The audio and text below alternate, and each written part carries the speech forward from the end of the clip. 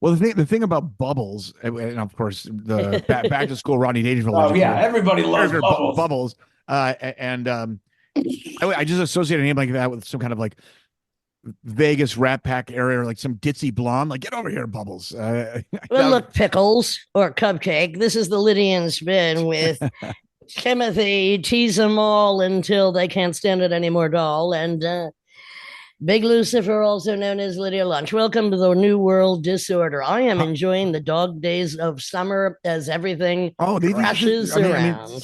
September is nice. Oh, Big Lou, your alter ego. I guess you must have thought of this, but I never considered running with it more. About Big Lucifer. Look, honey, please. I try to keep that one to myself in case, all I'm Oh boy, saying. But the let's old just song. talk about what's going on in the world right now because it's getting a little bit ridiculous. First of all, A little bit. the science deniers and climate deniers, let's just say earthquake in Afghanistan, typhoon in Asia, flooding in Pakistan, monsoon in India, fires in Canada, also on the West Coast. We had flooding in Texas, dust storm in Arizona. What else is there? Oh, yeah. Well, another one is forming, but no big deal. This is just what happens. How about the dust storm? How about a blizzard in Australia, I, in New it's, South Wales? I mean, that's just ridiculous. it's really insane. That's it's going on, and again, we're in this weird safe pocket for now. For Although they now. claim there might be a bit of a storm tomorrow, but whatever, Well, I'll be out of town. let me ask you this: Go ahead. what's your favorite? Assuming that you'll be safe, extreme weather events that you like to kind of be. Uh, Hurricanes. yeah, they're fun. They're fun. I mean, I've had mild ones when I lived in New Orleans. Of course, I wasn't there for Katrina. I was in Spain, but it affected me greatly because I knew it was another man-made disaster. But I mean, a small hurricane, nothing. I mean, any kind of wind. Santa Ana devil winds. Anything windy. Well, you know that we were on a ferry once in a fucking oh, windstorm, getting that blown was against the. that was No one would join us. Calais, France, to Dover, England, and it was kind of like we got out. We were like, let's go on that deck, and Yeah, you could just like basically lean forward and it would hold you up. I mean, it was pretty I insane. loved it. I mean, I don't know why, but the wind is just Well, very. it's kind of cozy, like the like when there's, I don't know, a howling wind, like you're kind of like bunkering in for like a big Oh yeah, storm. well, And certainly it's certainly better than a flood, a monsoon, an earthquake, and any number have of you other. ever? Now, yeah, I was with you when there was like a tornado warning when we were driving from Chicago to Minneapolis once, but we were okay. But have you ever witnessed an actual tornado like in the I've distance? only witnessed a dust devil, those little Yeah, yeah, mini in the desert. human-sized ones in the desert of Spain. Never really witnessed a tornado up close, but I have to say I've had a few minor earthquakes in LA. But I mean, woke up before it happened, put the mirror on the floor, went back to what am I going to do? Nothing happened. It was just a minor Oh, rumble.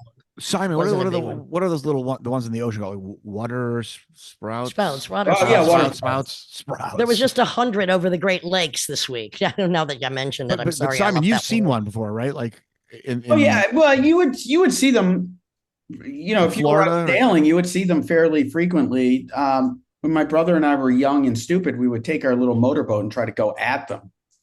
Um, I'm I'm always fascinated by people that drive into the eye of the hurricane and yeah, it's fly just into it. I really just dumb. Yeah. that's so amazing. I mean, well, I love storm chasers. no, but we it's, I think the Well, Coast we've Guard been in some freaking storms. I mean, on the road, we've road dogged through some blizzards, some oh yeah. near hurricane force winds, blackouts, whiteouts. Well, you know what's weird when you're in the tornado zone? It's like it's suddenly like you're in this kind of aqua green Yeah, tank. it Like turns green. the air looks electric, and Yes, it's and it really is. thick and it's heavy and Oh, and it's it's terrifying. they're all terrifying the I worst. had to pull off on the side. I was in North Carolina, which is, you don't usually think of tornadoes, but I had to pull off on the side of the road. They're like, all the radios were being. I was listening to the radio, and they're all being interrupted. It's like, if you're in this area, you need to get up on the side of the road immediately. So we did. Everyone kind of huddled in the center of this truck stop building, far away from the glass, and just did Yeah. whatever. But then, I passed, and 15 minutes later, I drive by, and sure enough, It was right on that path. Yeah. A 7-Eleven, McDonald's completely Oh. flattened. Oh Like, I was my. like, yeah, it was insane. Mother Nature's getting pretty pissed off. Well, and let's look at even the bigger problem this week Sure. with New World Disorder, with China, Russia, and India holding hands. I guess the Putin punked Trump romance is over. Well, I mean, how ridiculous. It's just, I mean, and I mean, how could Putin, who's, you can say anything you want about him. He's a beast, but he's clever as opposed to an ignoramus. And right now, America has the worst people, the least protection for defense, for self-defense, for climate defense, for defense against invasion from the military. I mean, right now we are in an extremely precarious situation. I don't know how do you pronounce his name, Tim, but Peter Thiel, that criminal. Oh, Peter Thiel? Yeah. He's doing a 4-day lecture on the Antichrist. How's this? Does it sound good? Excuse me, folks, because I had a technical difficulty, but you were talking about how there's, this Putin and all these people. And of course, you have this military parade that's supposed to celebrate the 80th year anniversary at the end of World War II. And I guess China is going to showcase the most powerful, biggest laser of all time. Do you see that thing? And I read the whole article, but it wasn't really clear, like, what does the most powerful laser do? I mean, it heats things up. Well, isn't that why we need the Golden Dome? I mean, maybe it just evaporates everything, which is my idea for war. It's like, stop destroying buildings, stop turning people into refugees or killing them randomly. If you really want to get rid of them, just vaporize. It really saves a lot of heartbreak. I mean, if there has to be, because the war is never over, ridiculous. So what about this thing where some person who was unidentified was like throwing all the stuff off the roof of the White House? And they're like, could it be the Epstein files? But why throw it off the roof? Everyone's like, what's going on? There's a person out the window. And some people think Melania's involved, and some he was playing golf, I guess, or is he sick? I don't even know what the fuck's going on. Well, he's sick, all right, but I mean, there's no cure for his illness. What's up? Did you see this news a little more in the periodical business world about Spin Magazine, who you've written for before and been featured in? What about? Well, there was supposed to be this giant purchase by this Florida-based music app. I think it's called... I didn't even know Spin Magazine still existed. Well, so they're trying to reinvent it in kind of app form, and then they also want to get involved with the branding name and do events like a Spin Magazine concerts and all. Because so many of the festivals now are doing really well, like Burning Man, etc. Well, so the Dennis Cunningham run, it's called AirTab, and they do apps and all that stuff, and they're I guess Next Management, which is partners with the Bob Guccione Jr., who owned Spin Penthouse. Anyhow, many things. So they just spent 8 months, hundreds of thousands of dollars in lawyer fees and all this stuff, and then they finally have this giant contract, and then they're going to sign it and make the transaction, and basically the AirTab company goes missing in action. The wire transfer was never made.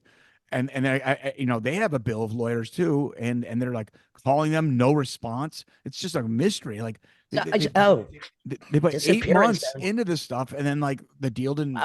So everyone's just like, what the hell's going on? So Spin Magazine's in trouble, I guess. That's in the meantime, a drawn image of me is on the cover of the 500th issue of The Wire. Thurwell sent that to me, that image, and he suspects it might be a Savage pencil drawing. I'm not sure. I don't know if there's anything in there about me. It could just be my lovely drawing of me on the cover, but lottie-dottie. Well, I don't know what's going on. The rumor has it, I don't know if it's true, that Wire Magazine's going under. And so maybe this is like... Well, I mean, after 500, I mean, you know what? We're up to, I don't know how, 320 episodes. We might be going under soon if there isn't some patronage from the listening audience. I'm going to be putting up a PayPal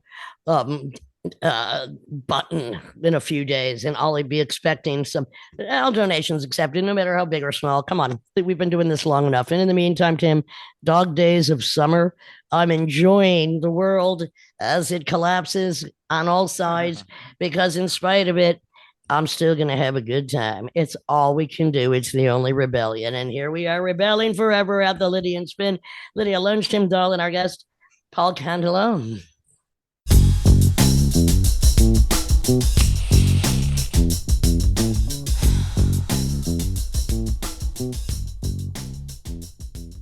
This is the Lydian Spin with Lydia Lunch and Tim Dahl, and I'm so very happy to present actually one of the sweetest, and that's hard to say coming from somebody as sweet as me, nicest and most talented people I know, Paul Cantelon, multi-instrumental composer, child prodigy, and just composer of many film scores. And his latest album with Lily Hayden has just come out, The Violinist. She's absolutely lovely as well. Lullabies for the Brokenhearted. Welcome, my dear friend Paul. Oh, what a great honor, and what a blessing and force of nature you've been to us all through the years. So, and it's lovely to be amidst you all from my Brooklyn flat.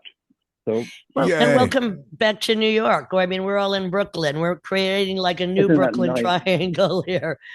I'm so grateful to be here. It's been especially my, Italianate neighborhood where everyone speaks Italian, and or at least people as old as me are older. Wait, which neighborhood? Because I live in Bensonhurst. I'm in Carroll Gardens on President's and on the corner. Yep. Paul, so were you back? Mm-hmm. Were you back in LA previously to this? I mean, you've gone back and forth. Yeah. It's my first time since Anglefish and Sanjola's gone, and I was there for a week. But I stay with Lily and her wonderful husband Itai Disraeli, who's a wonderful musician. That's where we recorded the album, and that's in Baldwin Hills, which is a very different part of LA near the airport. It's lovely. Oh yes, I know Baldwin Hills. You know it is. So it's not. I did an event. I'm not saying this all Hollywoodish because she's such a dear person. I played it. I played a piece which is on the album called Point No Point, which is ancient, for Jodie Foster and Alex's wedding when her wonderful wife Alexandra. So I did one evening in a house which is 2 minutes from Nichols Canyon. I thought there's been so much healing, really, and I don't like to use the word too much, but I thought, oh, for goodness sake, I can't go to that hood. But it actually was, the music is helping me. The very music that I hoped with Lily would bring comfort those in grief is actually helping me, because it's me playing again. And I couldn't play for months since Angela is gone. It was just upset me too much. Angela McCluskey, who is your dear partner for many, many decades. And your beloved friend and great admirer, and she just, oh golly, she adored you. We did a few shows together where you and I did some improvisational piano and vocal pieces, which were fantastic. Well, I'd love to do that again. More to come. So yeah, this new album is gorgeous. Lullabies for the Brokenhearted. But you feel you're on the reparation now. You're on the reparation track because you're closer to me now. I'm closer to you, and I'm playing again. There's something, of course, I'm a preacher's kid, and my wild father, faith healer, and I have my own precious faith, which is unorganized religion, really. But there was something that happened that was quite wonderful that I really couldn't play. This is 2 weeks ago, and I was now a nervous wreck because we wrote all of those outside of the few pieces that we'd written ourselves. We wrote most of the album together. It was improv, and I couldn't remember a single note. So wow. My brother has, dear Lee has this, who's a great fan of yours, and he started a free school in Jaipur in India, and he's mostly in Nigeria and India these days. He's in Connecticut, but he's always there. And a family were here from India that they were really wonderful. And the father was this great mystical character that comes from whirling dervishes and this really well, I say faith healing, like Daddy was sort of that realm. But which means let's just talk about that for 1 second. Faith healing, Mhm. which is really energy healing. Like if you could That's true submit as to a the conduit, energy of yeah. somebody else, and you can allow their spirit to lift your Mhm. spirit. I mean, that's basically what, faith healing, which has it might have a negative connotation to some people, but I believe in energy No, you're healing completely. for Go ahead. sure. This family came, whirling dervish, mystical healer, a couple of weeks And- ago, and So on that day, I was like visibly really not in great form. I kept my nerves were bad, so I was sort of shaky and I couldn't eat properly. And I was being well brought up, I was trying to hide all these things. And then Rakesh pushed me down in a chair and prayed violently over me for like 30 minutes. And then it doesn't matter what creed or what bits. Then they all left and went back to Connecticut, and then they went back to India. But when he left, I invoked the power of that prayer, and I went to the piano and because I had this awful, I have this thing since Engelfish is gone. I can't hear her singing. I can't play. I've done well. Like I was in awful form when I got here, but I started my boxing again. So physically I would be fine that way. But then I would just sit, with my beloved cat who just died 2 weeks ago, and just look Lushka, my Russian cat, and it was my companion.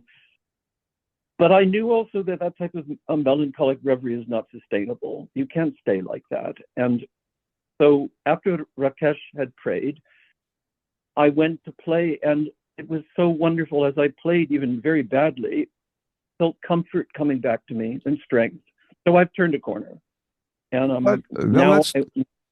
that's great. But I have to ask. I mean, Please. with all the practicing it took. I mean, if you have natural gifts, you have natural gifts, but you still had to practice a lot and spend so much time practicing and performing. Don't you have your own quote practice of getting over, say, emotional, being catatonic from emotions or from a situation? Haven't you been in the situation enough that you have kind of tricks to kind of just get yourself through it, or you don't, or just also Tim, very good question, because I believe that art and music is the salve to the universal wound. But if you're so wounded you can't even pick up the brush, the pen, or sit at the piano, well, the time will come, and when it does, reparation. But Paul, that wasn't the first time. What's amazing to you is, okay, so grief may have shut you down recently because of the loss of your beloved, and then your beloved cat. And by the way, let's get another cat for you. Not another wife, and although I am available, I'm just saying. No, but I actually do want to know. I do want to know if you have. It's sort of like someone taking LSD or smoking too much weed. If you've been there before, you're like, you know what? A couple hours, this is all going to pass. It's no big deal. I mean, meaning months maybe. Well, I'm just saying. Do you have ways of just, say, if you're minutes away before hitting the stage, for instance, and you're all of a sudden paralyzed? Do you have ways just to kind of force it through? Oh, it's a wonderful question. I've always, I've been playing as a concert pianist since the late '60s. I've always had terrible stage fright. Wow. Paul, terrible stage. They should be afraid of you and your genius. No. That's way too kind. All I would do, again, when I was 13, and my godfather was Jerry Falwell, and Billy Graham was the other one. It was this whole world, the PTL club. I was very close to Tammy Faye, and I used to play for all her prison work. And and by the way, you were a child prodigy. Let's just begin now that you've brought up the subject. You were a child prodigy. You debuted at the age of 13 on violin at Royce Hall. And then you went on to study at the Geneva Conservatory and Juilliard. I mean, and carry on, because then we'll get to the next phase that happened. but I have to. You're so extraordinary, and that's so sweet of you to know. So the Royce Hall was such a wonderful disaster, because my teacher was Alice Schoenfeld. It used to be Yasha Heifetz and Alice and Eleanor at Wow. UCLA. They were great violin teachers. But we were playing the Bach double concerto, and at the end, you all know the last movement, the 16th notes, da da da da da da da. So anyway, Alice started it, and I'm supposed to come in after 4 notes, but I came in on the 5th, so we descended in like Whoa. Schoenberg seconds, and I became so upset that Oh. no, it gets much worse. I thrust my bow violently under the bridge of the strings and knocked my bridge out. What? So you basically went from Bach to Schoenberg to Robert Ashley. Exactly. In a way, And at if I could've 13, I been mean, raised- it's horrifying to, I guess, have a devastation when you've been elevated to this level that you didn't even expect or maybe even want, and then suddenly. No, that's way too kind, Angela. If Angela were here, she'd be like, "Oh, for fuck's sake, don't tell your disaster stories," because I have so many. I'll tell you only one other, which this I'm rather proud of. So around 1981, Daddy got mixed up in this ridiculous thing called the President's Call to Prayer, which is a Republican blowout. And there was an event at Constitution Hall in Washington, and that's at old theater, so the stage is sort of lifting downwards slightly because of the foundation. So there was Ronald and Nancy and Clement Stone, who owned Howard Johnson. So just this terrible group, like sitting under and the stage is quite high. So I was commissioned. I was all, nervous and pleased to play the first movement of the Rachmaninoff second with the Washington National Orchestra is wonderful. And so when I came to the end of those F minor chords and went bum, bum, bum, bum, where the orchestra comes in, they had forgotten to lock the dais on the wheels of the piano. So the piano fled from me and started to slide violently downstage. And the first violin caught it right before it would have gone into the laps of Nancy and Ronald. Would have killed them. I know. I'm so sad. I'm so sad they caught it. I know, and that my mother had a little clipping. I did it's not a great film, but that's not very nice of me, but I did a film with Oliver Stone called W, which he was trying to do a satire on Bush, of course, but instead it was as sentimental as Bambi, so it didn't really work. It backfired. So sadly, I gave him my precious clipping my mother loved, which said "Pianist nearly crushes president," which I really wish I had that fact, but I can't. He's insane. Well, I mean, what do you think? Do you objectively think it's funny when an instrument is used in a physical comedy? Oh, that's a lovely question. Do you mean a la Groucho? A violin smash over someone's head, or like something landing in the bell of a tuba, or I don't know, things like that. No, I guess in a way, I mean, when I was at Juilliard, absolutely unnamed everyone. There was a Russian violinist who was brilliant, who was very tall and imposing, and she was lent the gold diamond Stradivarius from the foundation, which is probably $3 million at this point or so. Right, exactly. And I was the accompanist for Dorothy DeLay's class, so we played the first movement of what is it, the Brahms D minor, the sonata, and then Nameless, she put the fiddle on a chair, but she forgot. Oh, and then she sat heavily down and crushed it to smithereens. No. And Miss DeLay fainted, and then it became like complete drawing room comedy.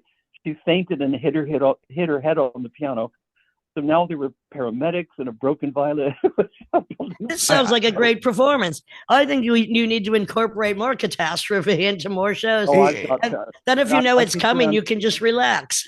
I mean, isn't it true that a lot please, sorry. No, isn't it true that a lot of these Amadis or these Stradivariuses are not even owned by the people that have them? They're owned by someone else, right? It's like a foundation gives it to them. But Paul, go ahead. No, I love that you said that, because instruments should be played and like beautiful clothes should be worn. And when they're hanging up and just doing nothing, that's not good. It's not a good karma for them. Well, not just that. I mean, an acoustic instrument like a violin or anything in the string family it's like a diaphragm. It breathes. It actually flexes. It It's alive. contracts. Yeah. And so if it's not played, actually it gets worse. It needs to be And they get very played. sad. I mean, They can get it's mad. even- Instruments can have a temperament. they do, Everything can. of course. The secret life of Well, inanimate that's objects. Lydia. It's very Japanese of you to think that they have their own souls, but maybe that's true. I see both. I see both. No, Paul, but I have to they ask do. you about this because this is just also so monumental to me that at age 17, you had a bicycle accident which left you in a coma. Oh my And then God. when you emerged a month later, you had musical amnesia. That's again how very sweet of you to know. I had amnesia for everything. I couldn't read. I couldn't remember anybody. Terrifying. How And long then, did the reparation take? Oh my God, it's so horrifying. My dear dad, he took me to Cornwall, to Sicily, various places, and then nothing was working. I was still in. I mean, I wasn't unpleasant, but I was I don't know. I was catatonic, and then my beloved brother was a champion surfer, and lived in a surfing community in Balboa Island, and belonged to a church called the First Church of the Surf. Whoa. Well, now that's a church I could almost abide by. I mean, and we'll get back to your boxing in a minute, but go ahead. Well, his great friend was, it's such an awful expression, but he shot the tube more than any surfer that ever lived. He was called Brad McCall. Whoa.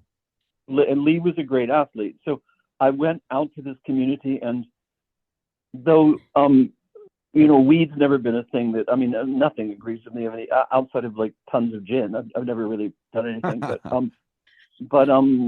they were all terribly stoned. This is, of course, 1977, and so and what were they stoned? What were they stoned on? Weed, acid, hashish, and weed. It would be just okay. stuff they smoke.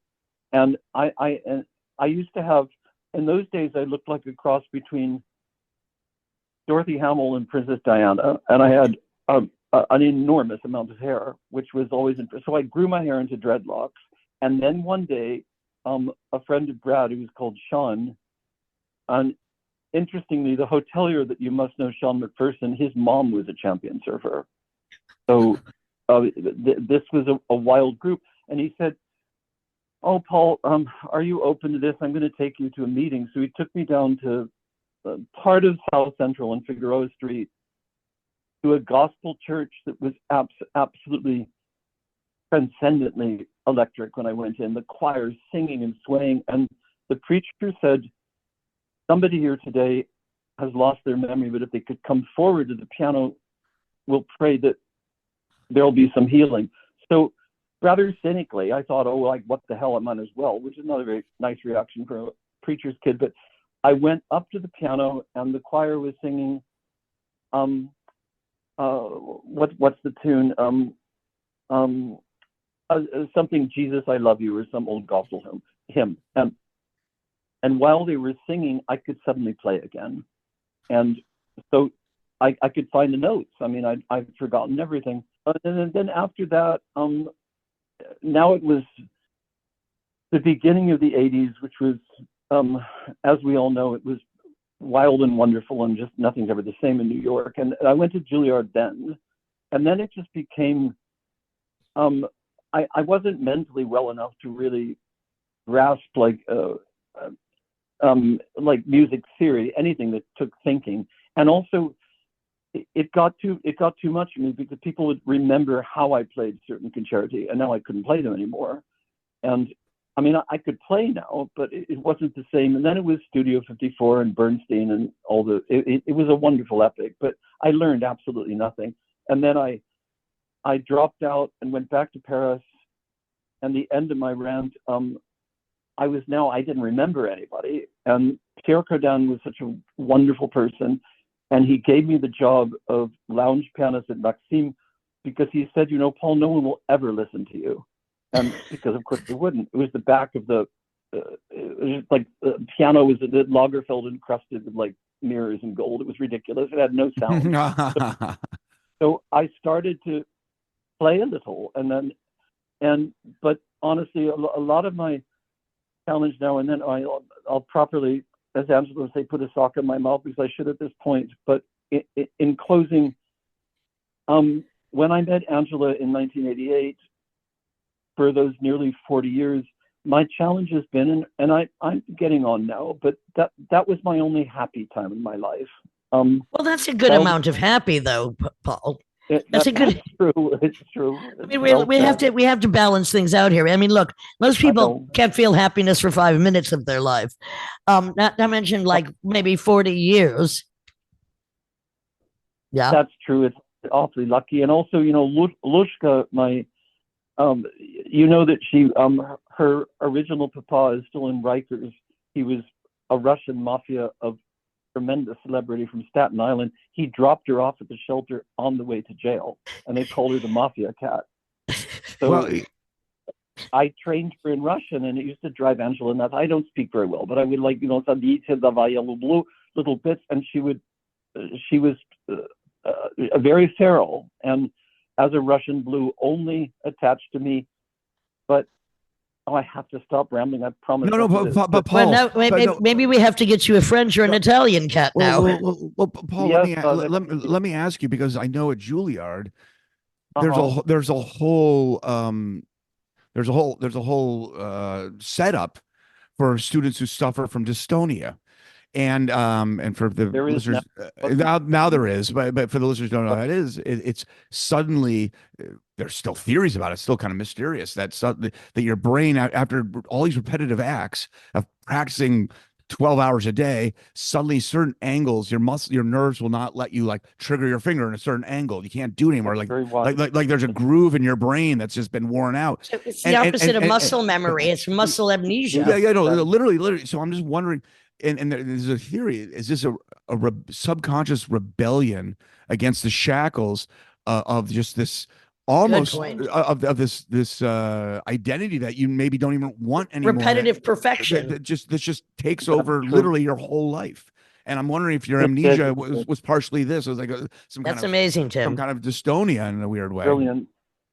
That's so. I'll treasure what you said, because that was my whole thing. And I'd gotten, my teacher was Ravel's prodigy at the Paris Conservatory, was Vlado Perlmutter, and he was Ravel's great friend. And he lived, in fact, at the age of 103, he played all the Chopin Etudes at the Albert Hall perfectly. At 103? Wow. Yeah. And there's a video of it, actually. 102, 103.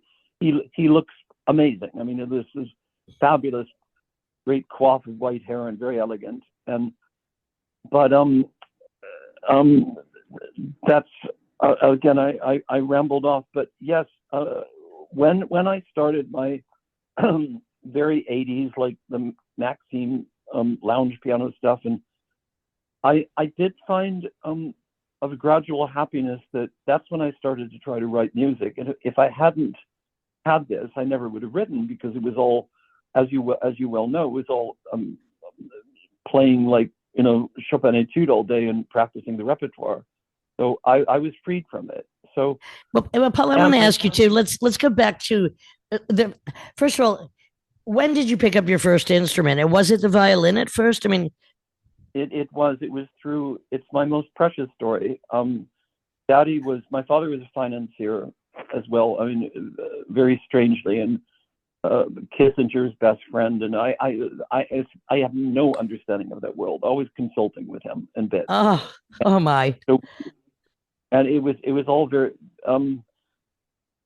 very odd. So we were in Switzerland as kids, and he was lecturing at there's a hall in Zurich called the Grosse Börsensaal, which is the stock exchange hall, and he was. Of course, I was 7. I had no interest in the subject, and we never had babysitters. So there was a tiny woman called Rosie Birchinger, and then also, I mean, Lee and I say, my brother, we never even knew where our parents were. They would be like gone for months, and he would look after me. I mean, it was completely mad. But this wonderful little woman approached, and she said, in Vitolich to my parents, like, look, let me look after him. He's sitting on a back bench here doing nothing. And she had a music shop which was Dickensian. It was enchanting with all these old instruments, and she started to teach me.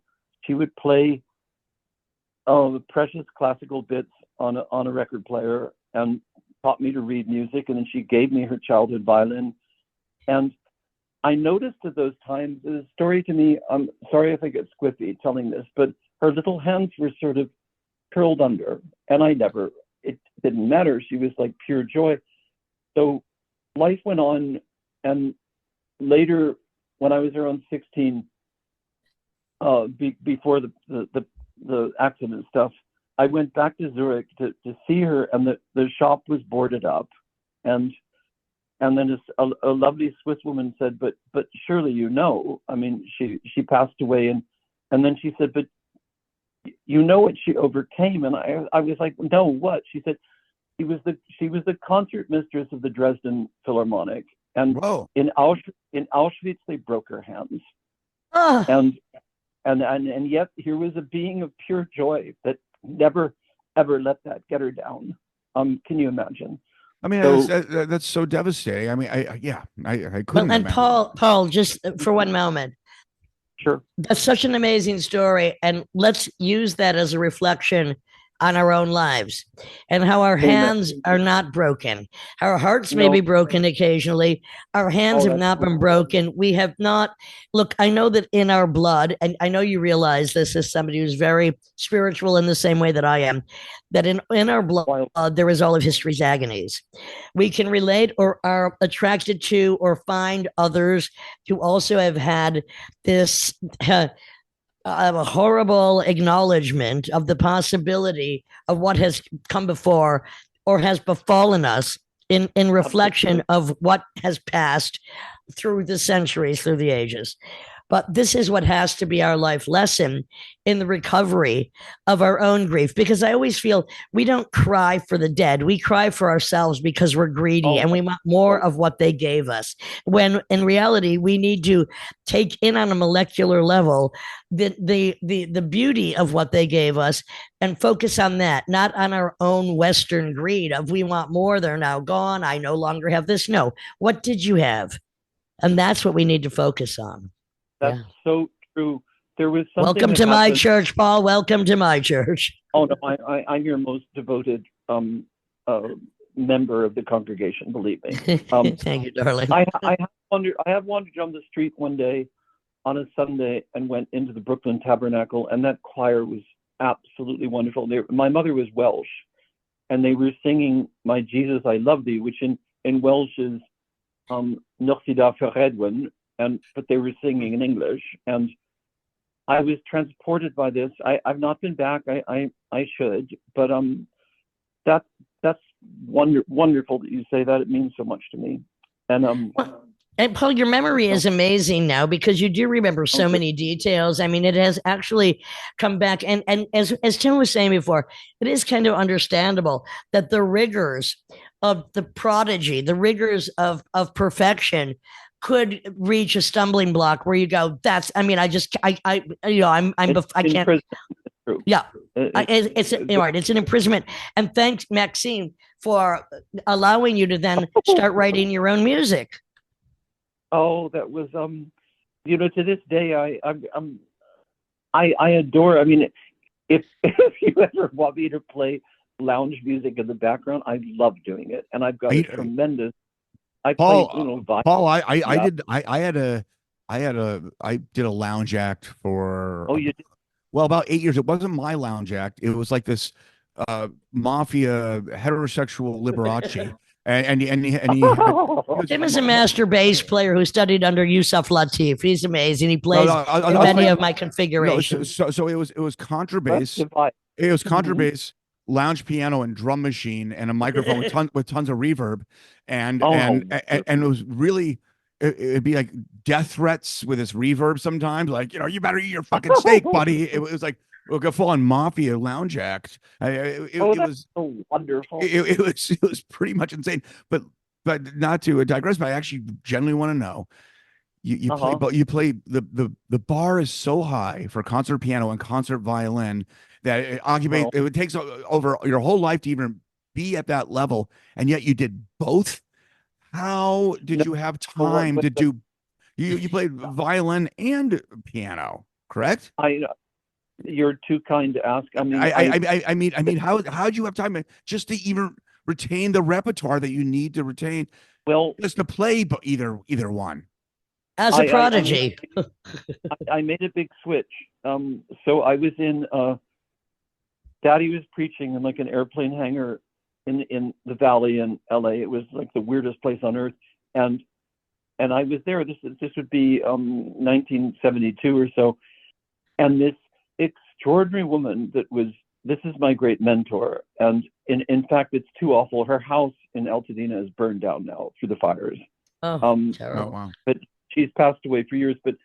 But she was Czerny's and thus Chopin. She came from a great line of Chopin and Czerny, and she was the greatest pianist in Europe in like pre-war days a bit. Her name was Donieli Rubenet, and I'll never forget. She went to the piano. She was a luminous beauty of soul and form, and she played a little hymn, and I think it was something as simple like in the Suite by and by or some little hymn, and then she put two Chopin etudes on either side and her hands never moved. I'll never forget this. She was the greatest pianist I ever heard, and so I went to her frantically and said, "You've got to take me on." She said, "Well, but Paul, you're in the LA Chamber Orchestra. You as a fiddle player, you can't give it up." And I begged her, and then it changed my life. So I had a lesson every day for 2 years, and then I went to Paris. So at what age? How old were you then, Paul? 12, just about 13. All right, so are you young enough to actually make that switch? But wow, how bold was that at that age? I mean, that's like. Yeah, that was bold, and maybe you just followed your instinct. But wow, I'm glad of it, because then I was lucky. I studied with Andre Gautier and Vlado Perlmutter and Horowitz for a year. You did. Okay. He was so nuts. He used to go up and down a few blocks from the Upper East Side in a Cadillac where he had a piano keyboard that gave out onto the back seat. So are you talking about Vladimir Horowitz? Which one? Vladimir Horowitz. Vladimir Horowitz. Okay. He'd be playing scales. I mean, he was completely mad. But that's crazy. Yeah. I have those bits, but then I never touched the violin until I met Angela, and I have a wonderful, really old violin that belonged to a Hungarian violinist who became a preacher, and then it was in Indonesia for 200 years, this fiddle, and then it was brought back, and he had it in Milwaukee. So that's my that's my fiddle. And Angela looked. I don't know if I'm allowed to curse on air. Yes, you are. Okay, so Angela looks at, for fuck's sake, get that fucking out of its case and play something. And I couldn't really play anymore. And then I developed my own shrieking style, and I became the lead guitar of the band. And then I played with the Chili Peppers and all sorts of other bands as a rock violinist.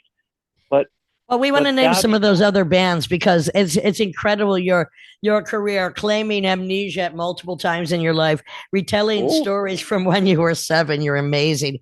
You played with Yo-Yo Ma. Joe Cocker. How is that? He must have been a handful. He was a nightmare. He was drunk. I bet. Drunk, right? But the Kinks. The Kinks. He probably was, but that's a fabled night, because he was being a nightmare, and we used to open the shows with my arrangement of the Billie Holiday "Don't Explain." That's how we'd open it, and of course it's very, very poignant and minimal, and the crowd were like, it was like a football stadium. They were screaming. It was horrifying, and some big hall in New York. I forget where it was, and anyway, Angela was like, "Oh, for fuck's sake!" And then she went backstage, and there was this tiny woman in like a wee cardigan. She was like, "Yeah, darling, I heard the sound check. You were wonderful. I got it." And Angela talked to her, and then suddenly 10 minutes, and she went, "You're fucking Cyndi Lauper." And that was the beginning of their friendship. So that cheered Angela up. And then I think it's one of my favorite moments, as terrifying as it was. I went out with like the screaming mouse. Everything was late. And I started my little "Don't Explain" bits. and suddenly everyone just hushed, and Angela sang, and then Oh, Cogger wow. came out speaking. Oh, that's amazing. What about George Clinton? Come on, because we love George Clinton. Yeah. Well, because I had such a near fatal experience. So I went to the Anaheim Stadium to play for P-Funk because he liked a certain piece I did, but they smoke a great deal of crack, and everybody's smoking endlessly on stage and bits, and he's still alive. It's amazing. But that's what they do. So they forgot about me. So I was standing there looking absolutely idiotic, waiting for my little bit to sit at some electric keyboard something, and I got so tired. I thought, I just have to sit down. I'm so tired. So I didn't sit lightly. I threw my voluptuous bottom downwards upon the head of a rapper who was, I thought he was, and he was that's like the moment I've been waiting for my whole life, to throw my voluptuous bottom down onto the head of a rapper. Could you make it Wu-Tang Clan, please? And he was magnificent. He was like, a great Ethiopian prince. And he rose up like 6'7", and I was now terrified. So I don't know why I said this. I lost all sense and sensibility. I said, I'm frightfully sorry. I thought you were a pedestal. And he said, a pedal what? And he chased me, and I had to hitchhike back to Hollywood because I left everything. So you basically you started more minimal than Terry Riley's In C, and then and then he actually it became a performance art piece. It was actually something you. That should have been on film. Excuse me, are you a pedestal? Am I a what? Can I? How rude am I allowed to be to tell you the last bit? Absolutely. I don't think it's possible. Paul, come on, rude in front of us. Well, you know me. There's no such thing as rude. You can't out-rude me, honey. Go ahead. Well, because you're so powerful and elegant. Of course. Encapsulating grand dames. I went up to my mom's. At that point, Daddy was gone, but she lived in Victoria in British Columbia, and somehow George had I don't know how possibly. So he sent me. He sent me a great box. I had admired his hat, probably being like fatuous, just saying something nice. So he sent me a lampshade to wear, and Mommy was like, it's rather gaudy, but she didn't understand what it was. And then he called the home number. No cell phones in those days. And my mother was first trumpet Philadelphia Orchestra. I was very proud of her. I mean, Whoa. She was as a woman. Yeah, that was unheard of almost. And also she was my father was like quite fancy in his Irish IRA background, but Mom was they were Welsh miners, and she was an only daughter, and she grew up in like a Judy Garland film, like properly in inner city Philly, but she was very I can't think of the word in English, which sounds so pretentious, but she was very well deported. So she answered the phone, and he said, he's wonderful, George, but it's insane. And he said, I'm hesitating. It's so horrifying. He said, Miss Cantelon, is Paul there? And she said, I was somewhere. And he said, it doesn't matter. I just really want to tell you, I was so happy to play him, and he really knows how to fuck it straight up the ass. Thanks to my mom. And my mother said to me, there's something about a donkey I don't understand. Because of course I didn't know what he was talking about. So, and she said, he's mentioning something about a donkey. I'm sorry to tell, but that's the end of my P-Funk stuff. Totally misunderstood for the best of her own sanity. So you started doing your own music, and then and since then you've done so many soundtracks and albums, including the latest one that just came out, film scores. The latest one that just came out with Lily Hayden, a fabulous violinist, very beautiful stuff. And how did your first film score come about, and what was it? Well, mercifully, he's become such a dear friend of mine, but it was very difficult. It was Liev Schreiber's first film he was directing, called Everything is Illuminated. With Elijah Wood? Yes. And I love that was Elijah Wood. I love his version of Maniac. I think he's very underrated, and I he's love that he's wonderful. going into horror. I find him very fascinating. Please carry on. He's such a wild creature, and it's all because of Angela, because Liev always adored Angela, and I was often like stuck in, never leaving the studio in bits. And there was a group here that, of course, you would know them all: Jonathan Sherman and Seth Herzog and the Comédienne, all these guys in New York. And Liev adored Angela, and she was a very good dancer. I'm not. I could do the minuet and the gavotte, but when I'm drunk, I turn into Big Bird and start flapping. So I'm not a good dancer. So she was dancing, and he said to her, "The band you had, does he like gypsy music and bits?" And my father was also a Hebrew scholar, and I grew up with the music of temple and the cantors, and I love this world. So I had a little audition, and I wrote the theme for the film. Of course, no electronics, just on a piano. And then I thought, then Sony, it was a Sony Picture thing, and then so everybody came to see what I had done, and I made a lot of tea, and I baked. I love to bake, so I made scones and little bits. And then I went to Canal Street, and I got a little lineup of a $10 DVD player, a tiny little screen, and then I had it all color coded, and I got down on my knees and pushed all the buttons and played the theme, and they were terrified because they thought that this is not going to work. But Liev was extraordinary. He was just like, this is. I like this music. This is who I want. And it was a nine-month score. It was, oh my God, it was just, and he was doing Glengarry, but Glenn Ross used to come off the stage in a terrible state. He was doing Glenn Ross, which is a fantastic movie and play. Yes.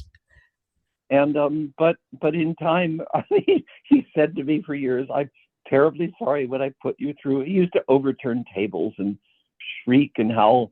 But I'm brought up by teachers that hit me with rulers. Yeah, that's a long history, particularly in the classical world, of just kind of almost a boot camp kind of training, and which can be traumatic for a lot of people. Paul, I'd only hit you with a flower. Well, would you? And Tim, you probably went through it yourself.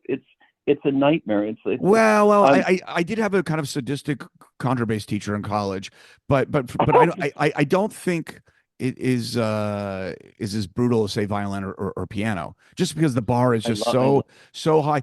What would you say was more challenging? Chopin at its hardest, Franz Liszt at its hardest, or maybe on violin Paganini at its hardest? What would you find with the most challenging music you've ever had to play? Paganini, of course, sold his soul to the devil, and so it made it particularly hard. He made violin strings out of his girlfriend's intestines at one point. And I did not know that. There's plenty of feet of intestines. Because they had a good tone. So I don't know, in the exhumation, I don't know how he did this, but so I had to play the caprices and bits, and I hate them. I think they're pyrotechnics. And Chopin is my favorite composer. In lists, I only play the very late things when he got religious. Well, that's funny you say that, because the late things, and he had syphilis at the time. And I absolutely love those. In fact, he was the first person to notate the whole tone scale. So, and some people question if he was going mad from syphilis, but he was kind of like a prototype to like where it was going to go with Charles Ives and all this kind of stuff. But was it madness? So wonderful. No. Yeah.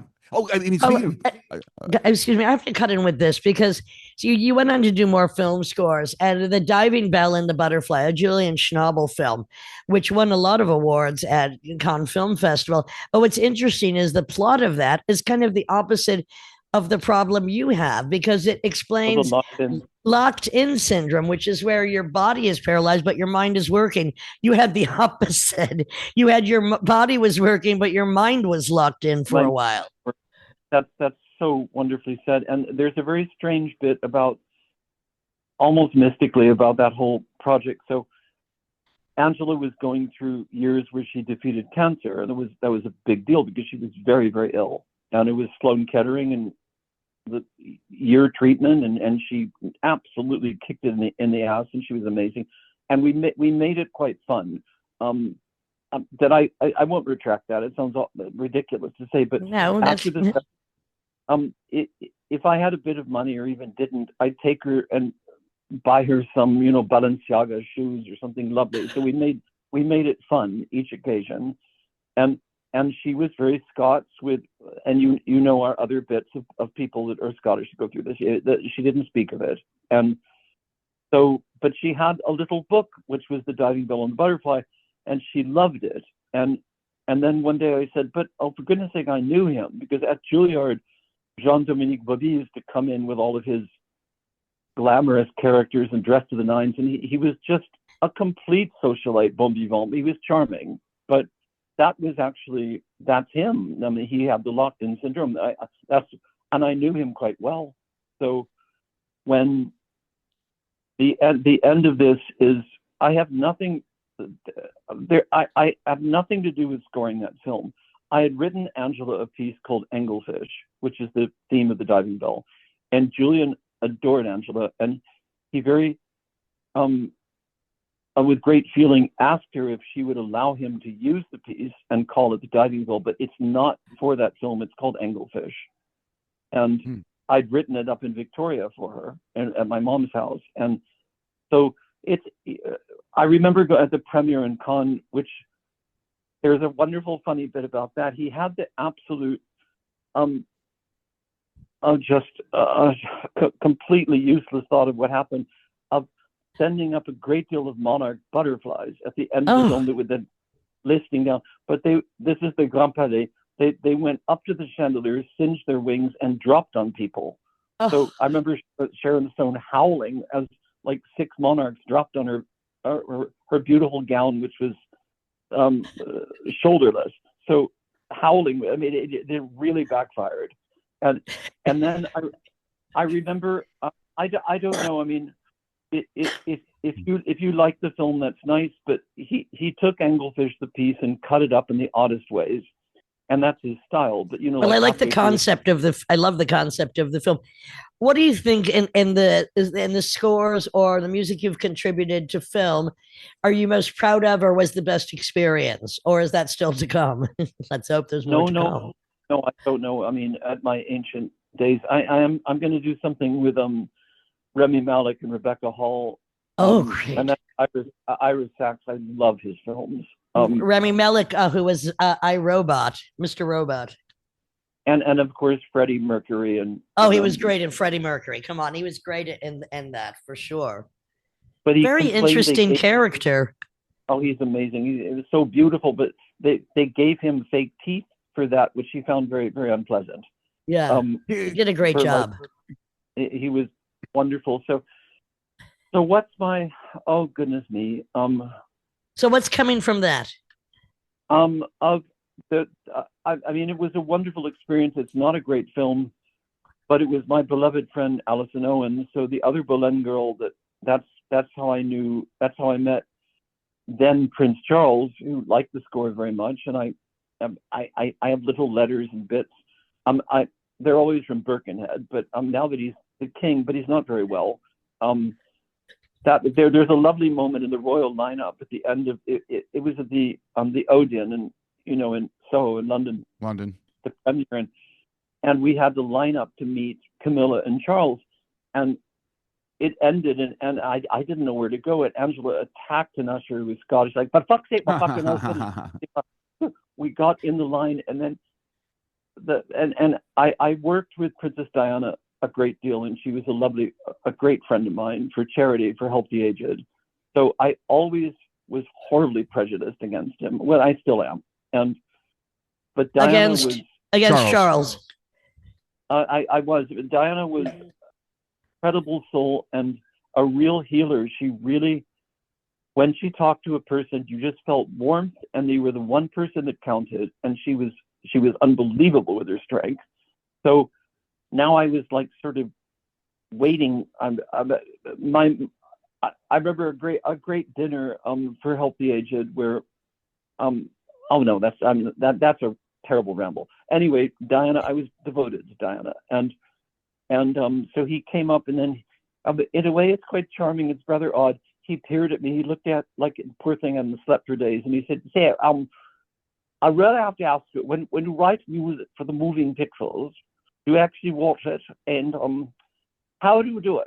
And I said, "Well, yeah, I look at the movie and write this. I rather thought that the moving pictures, like, it was 1930, and then Camilla came up, and I'd gotten this letter, which I still have. It's hilarious, from I guess St. James. This letter, and it said, when greeting the royals, never say anything until they address you, and regarding your spouse, they must never say a word." Oh, Imagine Angela. oh So no. Angela behind me looking divine, and Camilla, who, of course, I think of, what's her name? Her grandmother was the great tart, Alice something. She comes from this long line of, like, courtesans, of course, and however, she was charming, and she leaned into Angela and she said, "My dear, you really don't look like the silent type. I love your flower." And Angela said, "Oh, we're not supposed to fucking see anything, for fuck's sake." And she adored her. So that's my favorite from the Boleyn Girl.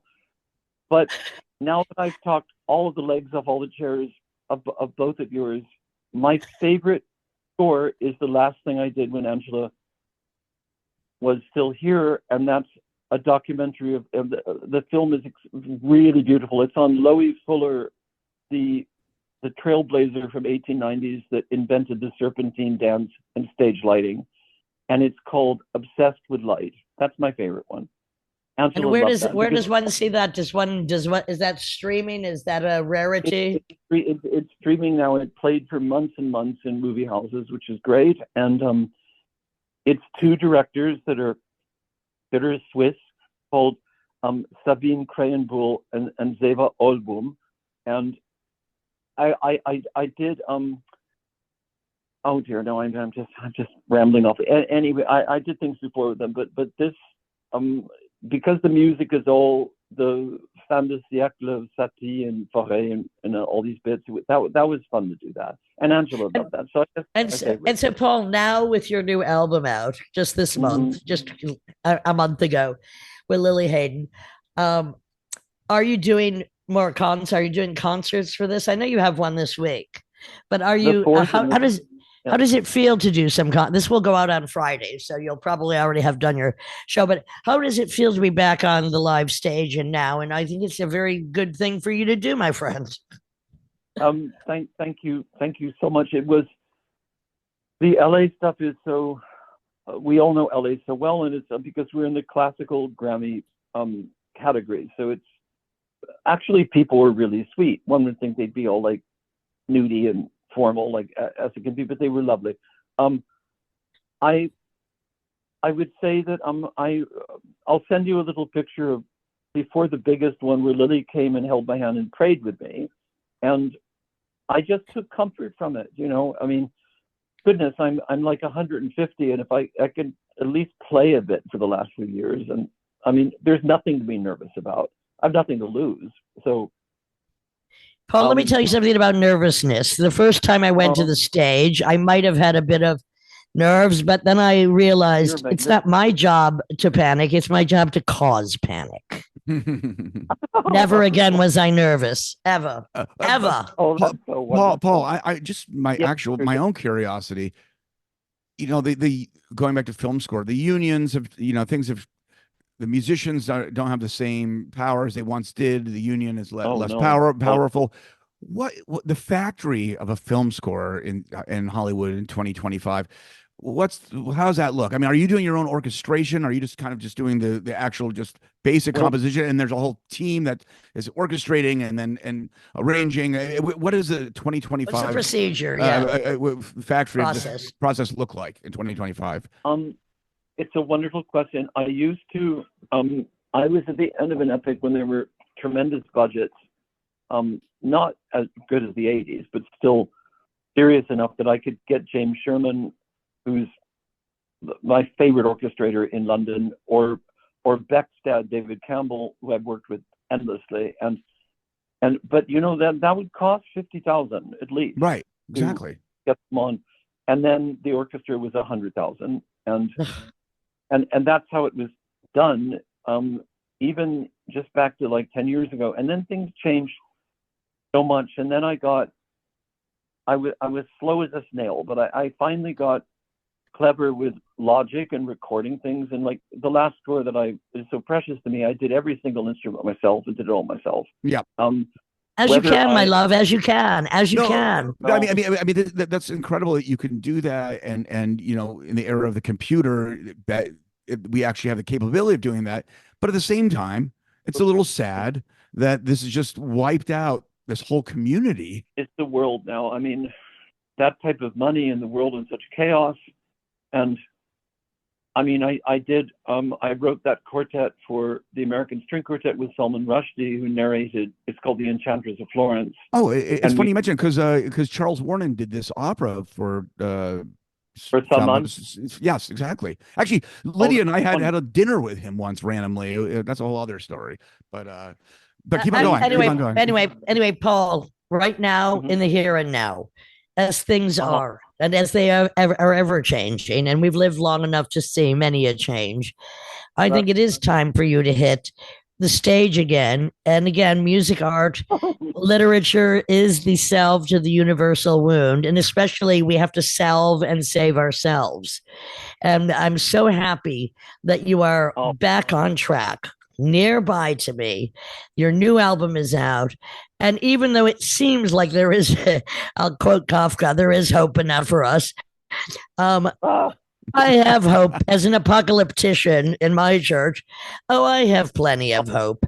And with this, I would love to say, thank you so much, my darling. This is the Lydian Spin with Lydia Lunch, Tim Dahl, Not enough time. It's just not enough time. Composer, Paul Cantelon. I love you. I love you, my friend.